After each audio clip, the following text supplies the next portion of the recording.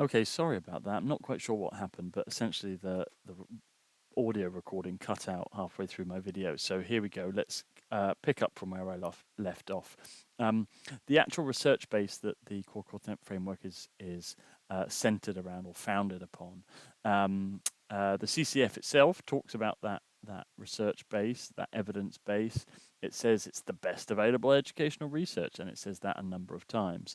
I mean, first of all, that the core content framework came into being, its first drafts in 2018, I think. So to what degree, or 2019, to what degree is this a static collection of evidence? I mean, it surely needs to change and be updated, and what have you. And secondly, it's a little deterministic in terms of its well, absolutist in terms of it's the evidence of what makes great teaching. It's the best available research and what have you. And surely that's for us as teachers to determine rather than the government. And some critics would say that this is a selection of research that fits the government's agenda of a knowledge-rich curriculum and teacher-led teaching. Um, uh, or direct instruction-led teaching, let's say. Um, so there we go. Let's keep moving. Right, let's have a look then at so each of the 8 different areas is supported by a listing of some interesting studies, some interesting meta-analyses, and what have you. Here we go. And some other more polemical works. Why don't students like school, for example? We're going to look at a few of these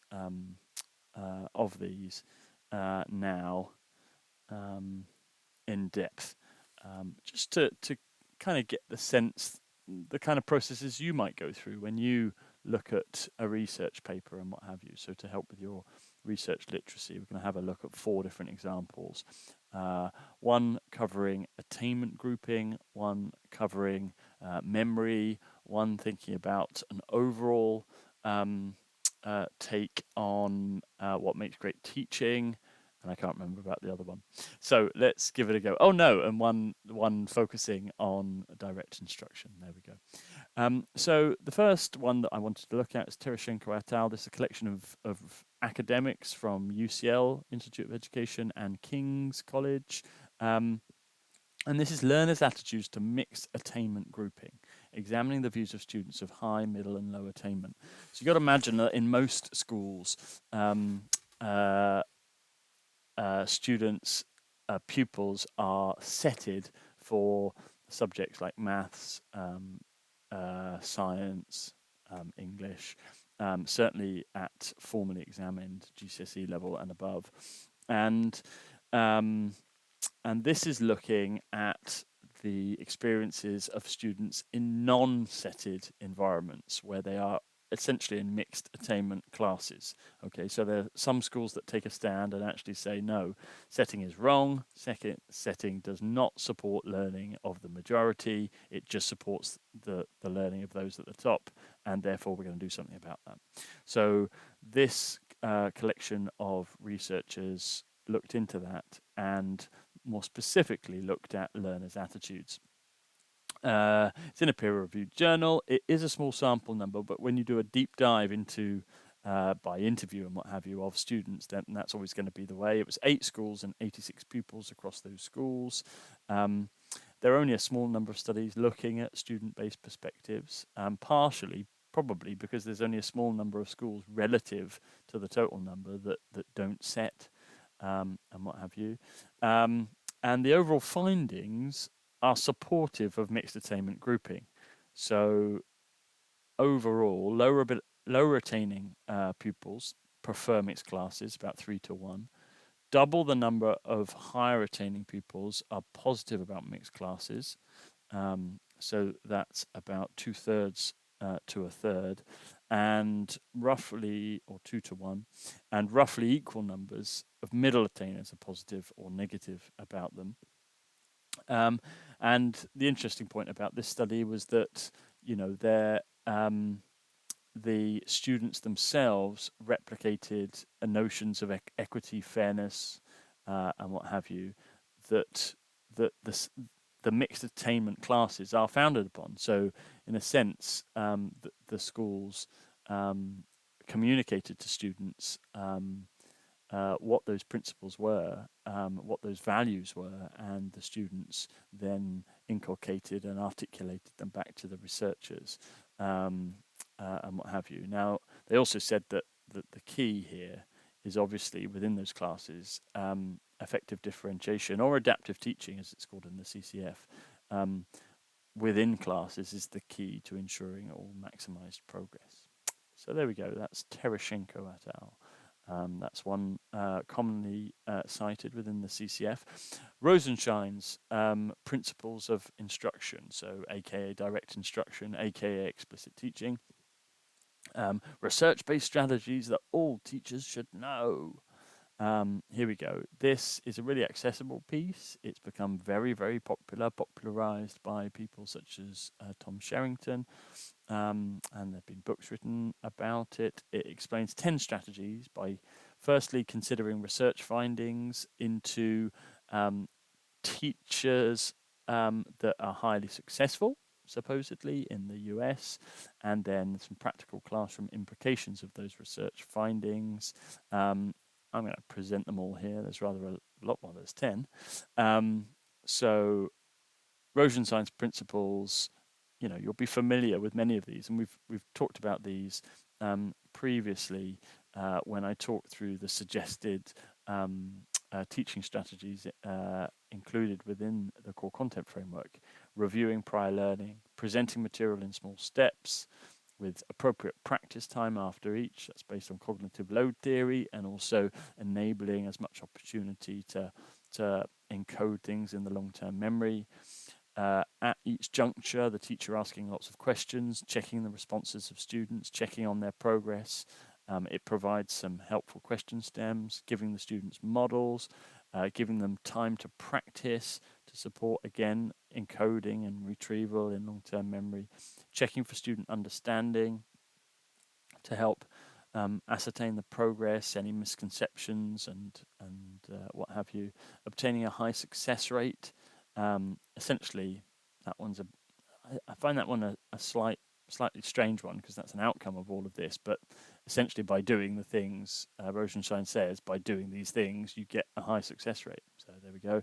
Provide scaffolds for difficult tasks, models, examples, task or cue cards, checklists, prompts, etc. Require and monitor independent practice. So follow a guided practice. It supports fluency and the ability of students to engage with knowledge, and that's that notion of I, we. So I show you what you have to do. We have a go together, and then you go and practice independently, or process that new knowledge. And what have you, and then you engage students in a review on a regular basis, and that builds connections in your long-term memory over time. So the positives from this, it has suggested reading to support each of the strategies above, though it doesn't in and of itself take each strategy and reference each strategy. So which readings support or which research supports each of these. It is ultimately a really accessible summary, and as I said, it's supported by considerable follow-up writing. There's still lots that's unknown here, though. So there's key questions of when, how, who, for whom, etc. That are left unanswered, and that's, in a sense, for us, in a good sense, that's for us as teachers to do. But the concern is that it's almost too prescriptive a model, and schools may implement this by getting everyone in the school to follow these 10 steps one after the other. That's how to teach. And also there's a question of does this model present an over-reliance on the teacher? Are we able to actually build independent learning skills, problem-solving skills, etc.? So there we go. So there's a couple of criticisms of it. Uh, the third piece of research that is cited commonly in, well, the third example of a piece of research is this study presented to a summit on pedagogy, teaching and learning by Coe et al. In 2014. What makes great teaching? Review of the underpinning research. They identified 6 components of great teaching. Pedagogical content knowledge, so strong subject knowledge, as well as the ability to understand how to convey that subject knowledge, the quality of instruction, classroom climate, classroom management, teacher beliefs, and professional behaviours, i.e., engagement with ongoing professional development. Interestingly, and a strength of this is that it focused on the evidence of impact on students, basically, how much they learnt, and it prioritized these. So it said pedagogical content knowledge and quality of instruction provide the strongest impact on learning. Instruction was said to include questioning, assessment, reviewing, learning, providing models, practice time, scaffolding, a lot of what we've just covered in the principles of direct instruction to some degree. I mean, one query I have when I just read this, though, is so little is mentioned about the actual learning activities pupils engage with, the actual, again, the social context of learning. But it's almost black box that's not the key thing. The key thing is what the teacher does and controls.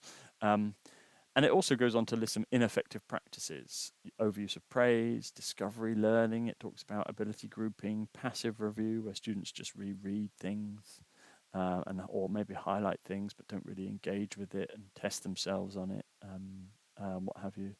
And again, learning styles, which we'll come on to.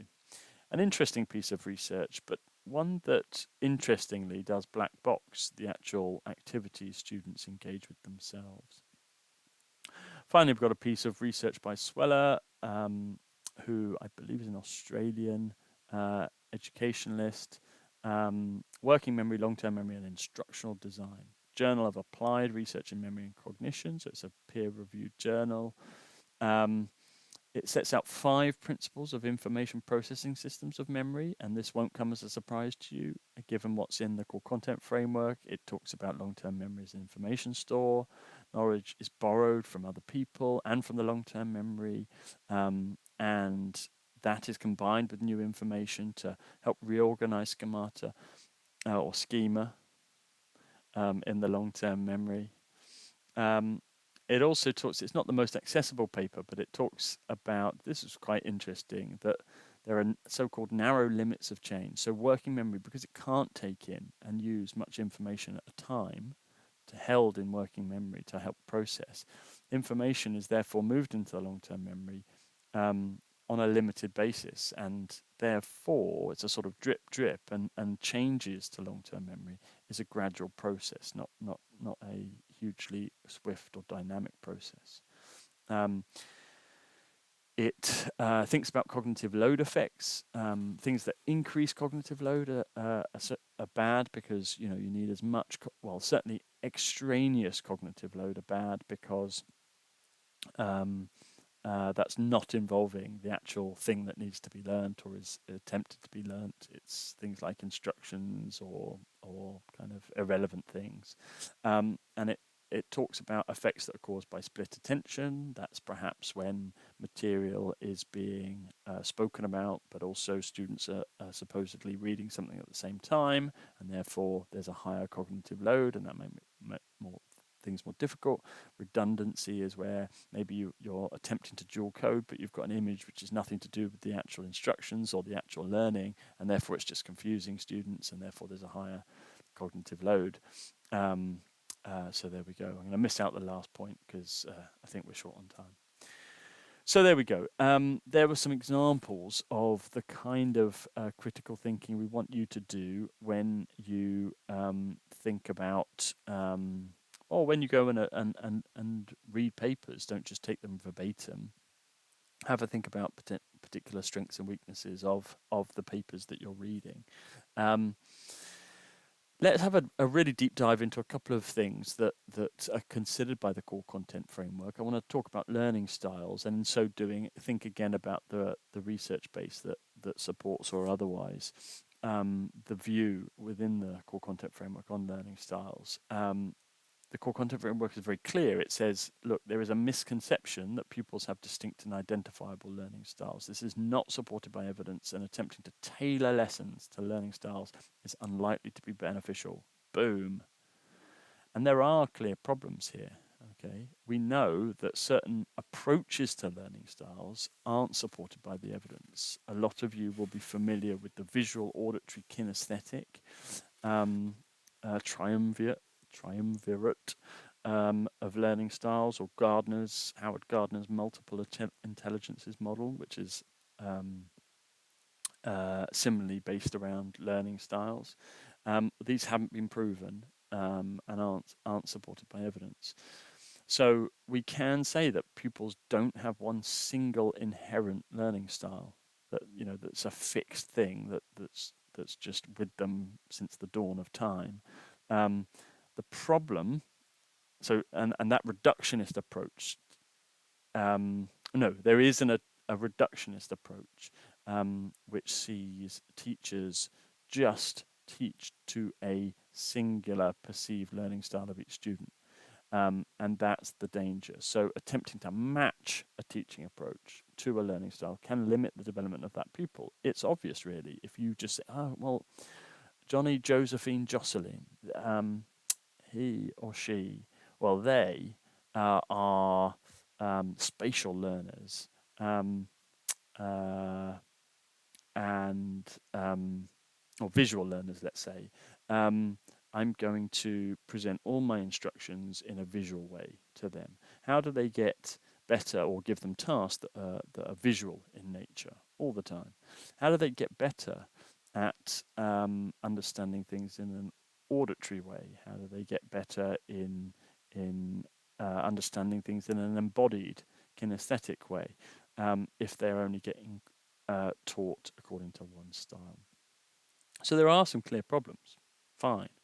We're going to have a look at the Deans for Impact paper, which is also put out as a recommended reading in the CCF.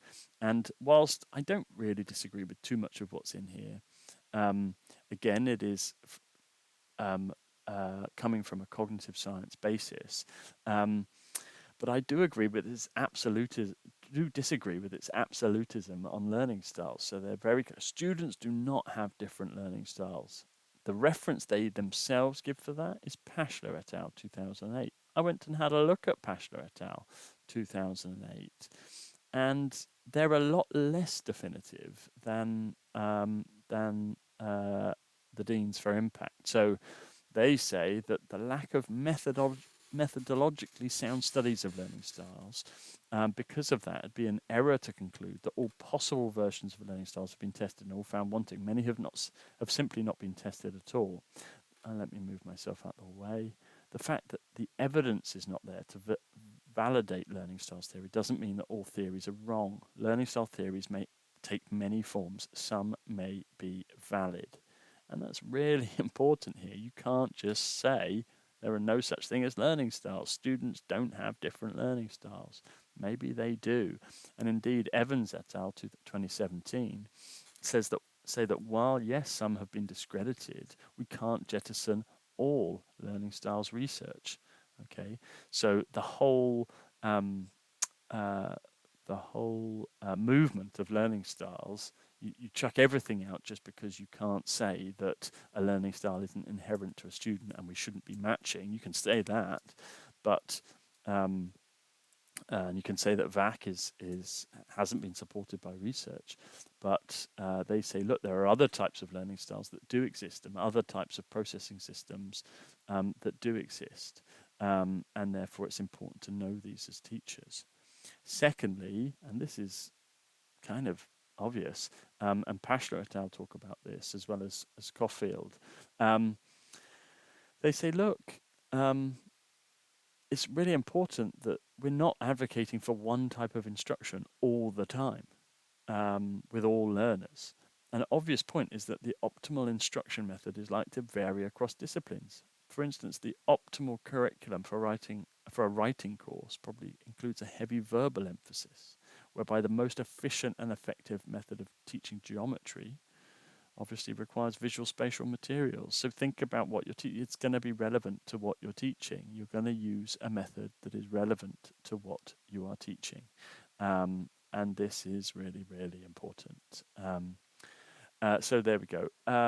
Burton, just in one of the core texts, I think it's Learning to Teach in the Secondary School, the chapter about how pupils learn, talks about conceptualizing learning strategies, which are things that students can learn to develop and learn to become better at, rather than thinking about learning styles. And I think that's a good way forward too.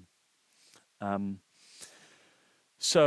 not sure this slide actually helps us too much. So yeah, we know that attempting to tailor lessons to learning styles is unlikely to be beneficial, and that, but again, the danger is that jettisoning the notion of learning styles means we narrow pupils' experience of learning strategies down to just maybe a verbal one, a verbal approach or a verbal strategy. And what might be the consequences of that in terms of students' ability to access learning. And I really like Dr. Robert Slavin's, and he sadly passed away last year, but I really like his approach on this. Robert Slavin was an educationalist from the States.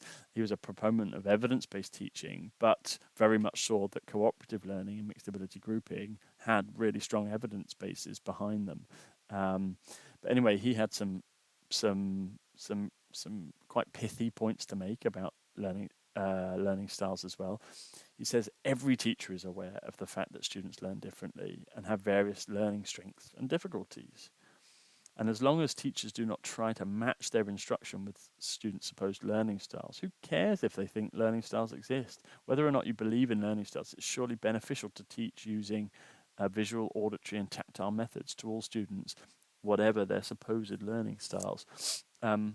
A critic of this would say, well, hold on a second. If you are using those different means all the time, then you're increasing cognitive load, and sometimes that is going to reduce a student's ability to learn because of that. And you might have redundant means of communication that are confusing a student, so they're less able to process, less able to focus on what it is that's actually attempting to be learned. So anyhow, so there we go. Second deep dive is about cooperative learning. And again, if we think about what the core content framework says about how pupils learn, it's very individual, it's very in the head, it's memory based, etc. It's about knowledge acquisition. We know that the critique of this is that, well, I've just mapped it out, but the social context of learning aren't really considered. The notion of interaction is absent. And yet, actually, I mean, there is a little bit in the core content framework about grouping, but it's in part 4 and part 5 where they actually talk about it, not in the how pupils learn bit. And the question is whether or not that's just disorganization, or has it purposefully been relegated below that which talks about cognitive science, or talks about cognitive science in relation to individual learning. The EEF have and their teaching and learning toolkit has collaborative learning as the 4th ranked intervention for improving educational outcomes. It's on a +5 months of attainment, and actually it's +6 months for secondary schools. That sits 4th. That's on the interventions a school can potentially make or incorporate. And if it's such a powerful thing, well, why wouldn't group learning get a mention in that earlier section, the how pupils learn section? It is kind of baffling. We also know this OECD study from a few years ago talks about the social nature of learning, and let me move myself out of the way. It says that effective learning is not purely a solo activity, but essentially a distributed one. Individual knowledge construction occurs through processes of interaction, negotiation, and cooperation. And neuroscience shows that the human brain is primed for interaction. It wants to learn through interaction. And again, it's a reason for saying, why would you purposefully cut off cooperative learning or the social context of learning? So there are some things we know from the research in terms of how we go about organising, planning, and teaching cooperative learning. We know that it works. It works, and Tenenbaum's meta study. So I'd go and have a look at that. It's in the reference list. It says it works better than other learning conditions, such as people's working alone. So working with others works better than just working on your own. It is difficult to get right, okay? We know that. It therefore needs to be designed carefully. Structured approaches with well-designed tasks lead to the greatest learning gains. And so you're not just throwing the doors open and say, "Hey, kids, go and work together." You're ensuring that students know what they have to do. They have different roles or the same roles, but it's very explicit and clear, and very explicit and clear goals, and what have you, and time restraints, and they understand the purpose of what they've got to do, etc. So it's really, really clear. You don't just, move them off and let them get on with it themselves. There is a increased likelihood of pupils sofa surfing their way through group activities as they increase with age, so you need to watch out for that. And this combination of individual accountability and shared group goals seems to really help groups boost the learning of those that make them up. Competition sometimes can work effectively, but it needs management so that the be all and end all doesn't become just a winning rather than the learning. I really like this quote, is that in cooperating, what you're doing is you are supporting higher order thinking and performance skills, and they are ultimately developed through inquiry, investigation, application of knowledge to new situations and problems, production of ideas and solutions, and collaborative problem solving. The things that you do together in speaking with each other and talking and working with each other rather than you do individually. Tenenbaum talks about the framing of collaborative work, so they could be more effective collaborative group work when pupils are asked not just to discuss something, but to actually reach a consensus. I also really like Rob Slavin's conclusions on cooperative learning. He says that in reading and maths, only one-to-one or small group tutoring, which is obviously a lot heavier load on resource for schools, are more effective than approaches that use cooperative learning. We know that certain subjects in, for example, the EEF, their review, they say that the biggest gains are seen in science through cooperative learning, but there will be lots of subjects where it really can work really well. He says there's no magic to it. The outcomes depend on using proven strategies and implementing high quality experiences for students. They provide at least a good start for educators seeking ways to make school engaging, exciting, social, and effective for learning. Students not only learn from cooperation in small groups, but they love to do so. They are typically eager to work with their classmates. Why shouldn't we routinely give them this opportunity? And there we go. And we've looked at the CCF in these two videos. We've obviously critiqued it to some degree, but we know that within it there lies some real strengths, but it's down to us as professional teachers to use our professional judgment about when each technique, each approach is the most appropriate, and also to consider as professionals what's missing here, what aren't we thinking about when we're just directed towards cognitive science for all the answers. And I really like Darling Hammond's, not just because it shares my my name, but Science of Learning and Development, Principles of Practice, and they posit um, uh, this wheel of different approaches that support whole child development and learning. And I think it underplays to some degree cognitive science, and perhaps cognitive science would fit in somewhere between learning how to learn and conceptual understanding and motivation under productive instructional strategies. But in in just focusing on that, we miss out on thinking about a lot of the child and the children that we educate, ensuring that we have supportive environments, um, we are able to meet student need, and we support their social and emotional development. And there is research and science that supports all of these aspects, and it's not just the research and evidence base that supports here. And we purposefully choose to look here and neglect the rest. We need to be wary of doing that. And that links back to obviously the review that the EEF carried out, that we need to take into account wider practical and pedagogical considerations when thinking about cognitive science. So there we go. Here's your reference list. I think I'm done in terms of timing. Thanks very much.